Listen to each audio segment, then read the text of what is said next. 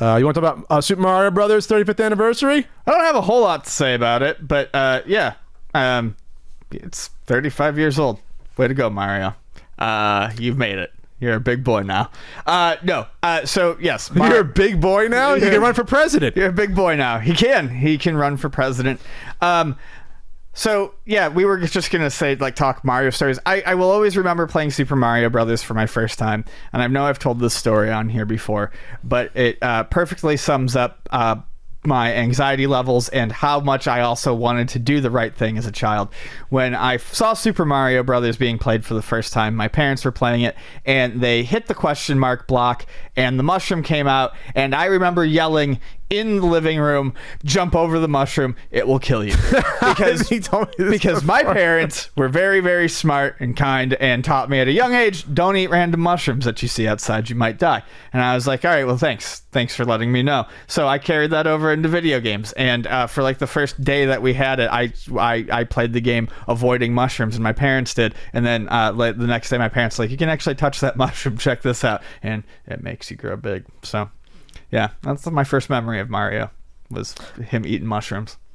Super Mario Brothers is such a fascinating game, and we know why. We can tell the story again. It's the landmark platformer that really established the genre as being a real video game genre. Yeah, there were a few before, but they were not the complexity or richness or a variety of what you could do. They didn't invite you into a world like Super Mario Brothers did. They're either single screen, or if you want to count Jungle King as a platformer, barely. It really isn't.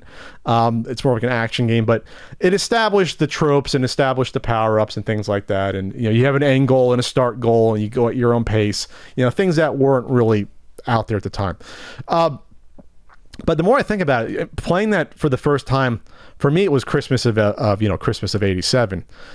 First time I actually played it, because I remember, I don't think Kevin didn't even have it, because he had the deluxe set, so he got the one with Gyromite and Duck Hunt, and he had Top Gun, and he had Top Gun and Kung Fu. I remember those being the games we sort of played at the time. I remember playing Gyromite. But Super Mario Brothers, when you first play that game, you're like, wow, look at this color. It's like, oh, let it. Don't press anything. And he starts walking to the right by himself, and it's like, whoa, that's kind of weird to see that. He's like kind of venturing out. But I remember just being sort of floored by that game. And again, it wasn't the first NES game I had played, but just being floored by the experience. Because when you play a game, because you played games in the arcade that were nice quality before this. You played games that looked nice, but this sort of, to me, it was like the total package, so to speak, of a video game that appealed to, at least to me and everyone else, because you had a cute little little guy with what looks like a mustache. He's on the cover, so he's big, and they put him in the fireball suit for some reason on the cover. I always thought that was funny on the box art, but they did that. And I don't know, it was interesting that they gave you so much in that game so early and of such variety.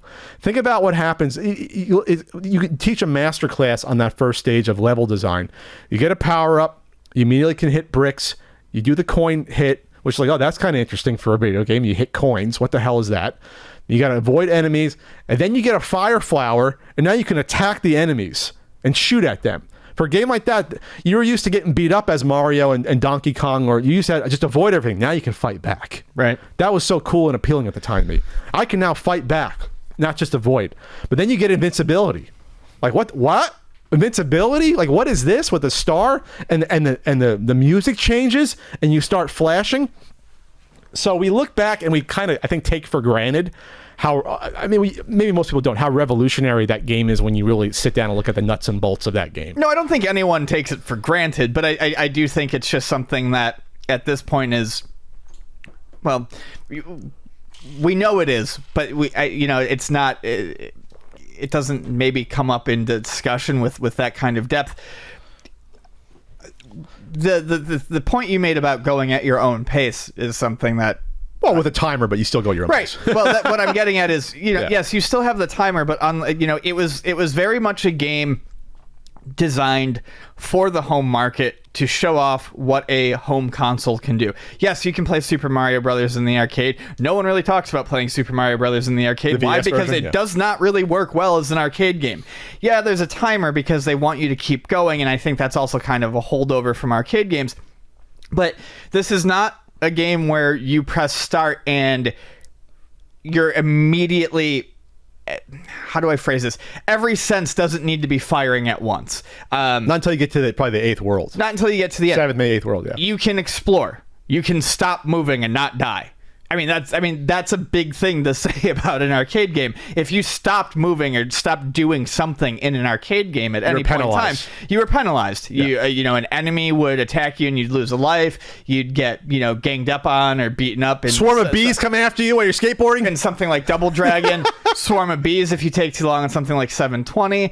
Absolutely. But in Mario, there is, even with a timer, a more relaxed pace. And you do feel like it's more of an adventure or a journey and less of a quick way to kind of scratch that area of your brain. Sure. It really does show off, this is what home consoles can do. This is why you want a home console. You can't replicate this with a quarter, because this game is going to, if you've never played it, you're going to play it for, to get all the way through it. It takes you some time. Yeah, people can get through Mario in 5 minutes now, but it took decades to people hone their skills to do that. Right, exactly. Yeah. Mario itself, if you play through all the levels, you're playing an hour-long game.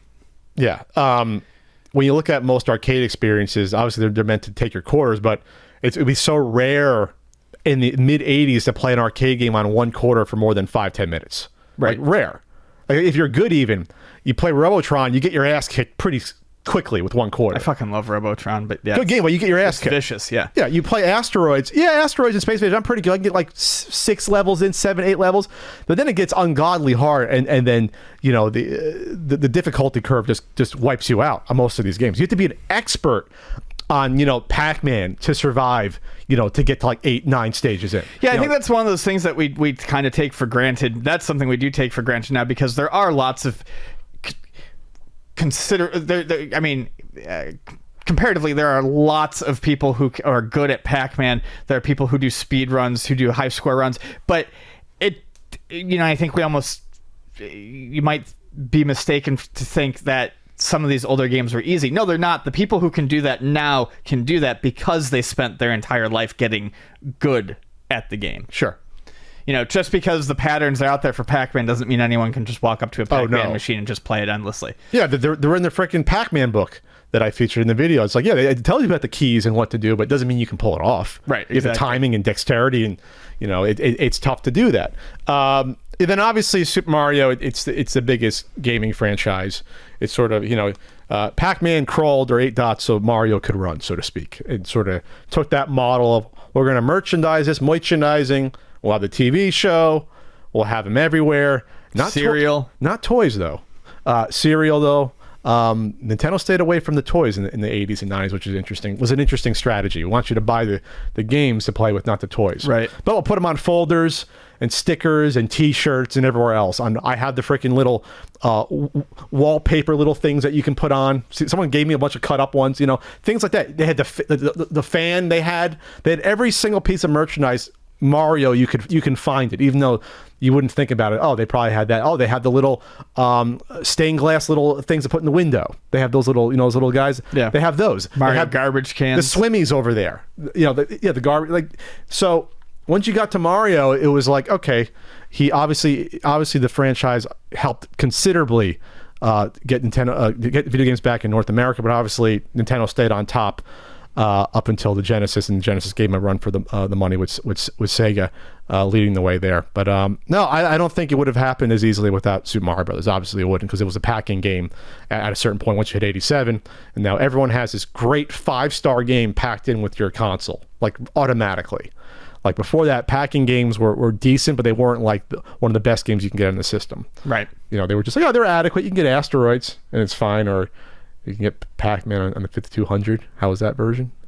Was that okay? Yeah, it was fine. Not with those joysticks though, but the joysticks suck, but the game itself was fine. But you see what I mean, though? Mm-hmm. It was a system seller. It was the killer app, so to speak. Well, I guess some people think that Space Invaders was on Atari when it was first packed in back then after Combat. It was available. No, it wasn't packed in. It's right. I think it was maybe available for some versions, but it was Combat. Yeah, Combat's a fine game, but it's not a killer app, for sure. So, yep, that's Mario. 35th anniversary, 0s and 5s. That's what we celebrate here on the CU podcast. Did we celebrate the 30th in 2015? Probably. Think so? I celebrated my 15th anniversary in California yesterday. 15 goddamn years. I think I'm officially a Californian. So you're 14th of September, Yeah. 2005. Yep. And I'm 2009 August 20th. Remember that because it was so damn hot in New Jersey. I wanted to just roll over and die. Here's to you. It was September 13th in Japan. Super Mario Brothers 35th anniversary, and sometimes in late October for North America. We're not for sure. We like to go with the 18th because that's when the NES came out. But Frank Cefalo did a great article a few years back about it might have been a week later. We don't know. We're never gonna know. They threw some in the store. It doesn't somewhere in October there.